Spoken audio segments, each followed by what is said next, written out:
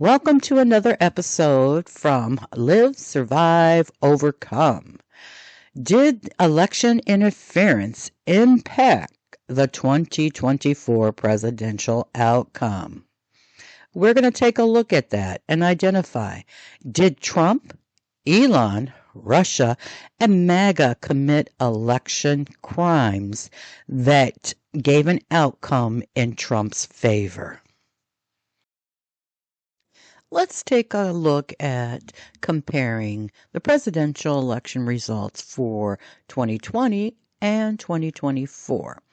Now we're looking at Biden's results and Trump's results. When you add their total numbers together, there was a total of 155,508,985 votes.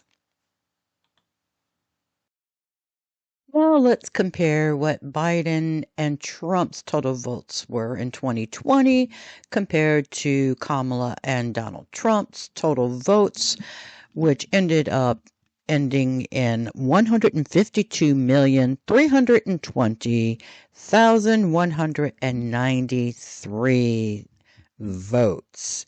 That is a difference. How much of a difference? Let's see.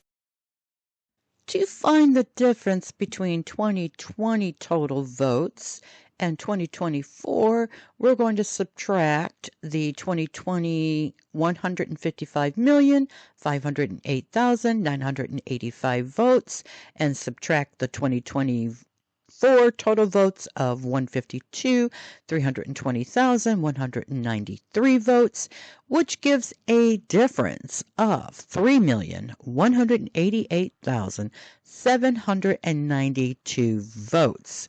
What does that mean? That means there were that many votes that were not accounted for in 2024. Now understand that every election, our number of voters who come out and vote vary from election to election because of the number of people who pass away and then the number of voters who become qualified by turning 18 before the election in time to vote. But however, there is a plus and minus of a certain number that still indicates that, hey, something fishy went on during this election because over 3 million votes were not accounted for. Did Donald J. Trump win by a landslide? Well, you'll have to determine that for yourself. Let's take a look at the data. In 2020, Biden received 81,284,666 votes. And then when you subtract the total number of votes Trump received of 74,224,319 votes, there is a difference of 7,060,347 votes that Biden received more than Trump, which gave him a 51.3% lead or winning percentage, and Trump only received 46.9% of total votes. Now let's take a look at the 2024. Now Trump won this one based off of the results where he received 77,302,508 votes. Now the total votes Harris received was 75,017,613 votes. When you subtract, the difference is 2,284,967%. That is that Harris received 48.3% of the popular vote, where Donald Trump only received 49.8%, which is only a difference of 1.5%, where you look at 2020 and Biden beat Trump by 4.4% more than of the votes that Trump received.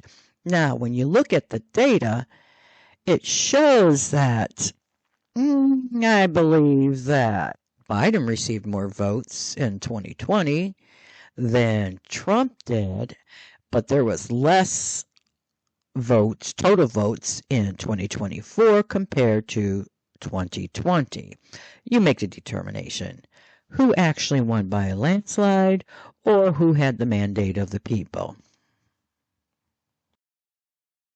So I mentioned not too long ago that there was a difference of 3,188,792 votes less that were cast or were accepted, I should say, or both, from 2020 to 2024.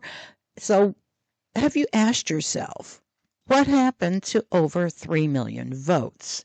And it could be more than 3 million votes because, again, like I mentioned prior, is that, the number of people who qualify to go out to vote based on their age and citizenship, there could be a lot more than just 3 million votes that were not accounted for.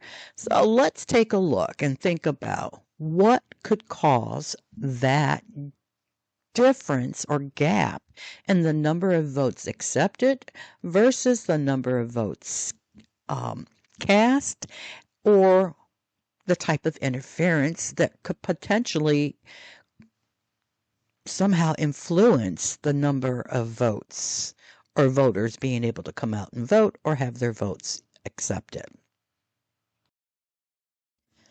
Based on different sources of data collection, we were able to identify some of the votes that didn't get counted.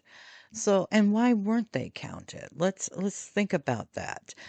Trump devised a plan to get the votes he needed for the 2024 presidential election by positioning his mega loyalists in jobs where they can influence what votes get counted, even though the courts ruled there was no election fraud in the 2020 presidential election. So Trump wanted to make sure that he didn't have to try and cheat like he did in 2020, begging for people to lie about there was an incorrect number of votes that were reported. So this is what he did. These mega loyalists focused on swing states where 4.77 million votes were purged, 2.12 million mail-in votes were discarded, 1.2 million provisional ballots were thrown out, and 313,000 votes challenged and not counted. Now, these are some significant numbers, and based on 2020 and the court's ruling there was no fraud in that election, there was definitely some fraud in the 2024 because Trump made sure that his loyalists were able to get significant millions of votes thrown out, discarded, and not counted so that he could win. And that's why the number of total votes that were received or accepted in the 2024 presidential election was only over 152 million versus the over 155 million in 2020. Something to really think about. Do you think this affected who should have won? In my mind, we should be saying Madam President instead of Felon 47. Let's take a look at the different ways our 2024 presidential election was impacted. After reviewing the evidence, or as people call today, the receipts, take and make your own determination. Think about all the evidence and ask yourself, who actually won, who actually interfered and committed criminal crimes in the 2024 presidential election. It's up to you. Make your own decision. I can't do it for you. I can just present the evidence.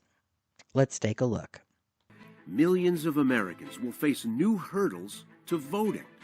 In 31 states, there are now voting restrictions that will make casting a ballot more difficult than ever before. These laws disproportionately impact non-white, elderly, and disabled voters. They represent the largest rollback of voting rights since the 1960s. Tonight, the Attorney General warning the American people that Russia's efforts to interfere in this year's U.S. presidential election is intensifying. The Biden administration announcing new sanctions and charges, alleging that senior aides to Vladimir Putin are engaged in a sweeping operation aimed at supplying millions of Americans with disinformation. We have no tolerance for attempts by authoritarian regimes to exploit our democratic system of government. The government seized 32 bogus website domains purchased by Russian security services that mirror legitimate news sites, creating fake stories and using authentic-looking logos as part of a campaign called Doppelganger. For example, this looks like a story from the Washington Post about Ukraine, but it isn't. Today, DOJ bringing charges against 2 employees of RT, also known as Russia Today, alleging the state-controlled media company funded by Russia is still at it after being forced out of the U.S. in 2022. The FBI saying it uncovered a scheme involving nearly $10 million laundered through a network of foreign shell entities to covertly fund a Tennessee media firm. That company posting nearly 2,000 videos on social media that have garnered more than 16 million views on YouTube alone. Administration officials say Russia's efforts were aimed at sowing divisions here at home, influencing Ukraine policy, and securing Russia's preferred outcome, re-electing Donald Trump. Showing police presence outside several polling locations. First thing to point out, though, that none of these threats appear to be credible, and that what we do know is that they did cause those disruptions on Election Day, with voting hours extended in some states. In Maricopa County, Arizona, officials there said this is a national and state trend we are seeing with bomb threats, adding that there was no credible information to the issue and it was cleared. But across the country, it was more of the same in Wisconsin, Michigan, Pennsylvania, and in Georgia, where voting hours were extended for 10 polling sites that were targeted by the threats. The FBI said Tuesday that it was aware of bomb threats at polling locations in several states. Police are still searching for the person suspected of setting ballot drop boxes on fire in Oregon and Washington. The fires happened early Monday morning, destroying hundreds of ballots. It's prompting local election officials to increase security measures around drop boxes. Nicole Skenga has the latest. The FBI are now scouring for a dark gray Volvo sedan. That's the one seen in surveillance images pulling over at a Dropbox location in Portland, Oregon, moments before it set fire. And in nearby Vancouver, Washington, police extinguished a smoking ballot box in the early hours on Monday after the fire suppression system inside that Dropbox failed. Now, hundreds of ballots have been destroyed, and authorities believe the same person driving that car in Portland is behind it. Start with RT, which is a state-owned Russian media company that, according to the Department of Justice, was trying to spread far and wide Russian disinformation, information that flatters Russia, criticizes Ukraine, and stirs up all kinds of wedge issues among Americans. They're also alleging here that, unlike past times, they were utilizing social media influencers in the United States to perpetrate some of this propaganda, deceiving the social media influencers to push this information out to millions of followers. They're also alleging that these Russian officials used false information, misinformation, but tried to falsely label it as coming from the Washington Post or Fox News to give it some brand credibility, to help it resonate further and wider with would-be voters. But they're also seizing 32 internet domains. In fact, they did so this afternoon. The 270-page affidavit released today by federal prosecutors is the playbook the Russians used to get into the heads and potentially into the voting booths for Americans, targeting wedge issues like crimes by immigrants, like white people losing jobs, like the issue of inflation. All the things we've been hearing about in this election, the Russians have been trying to amplify to sow discord and sow some form of cynicism into the voters' minds.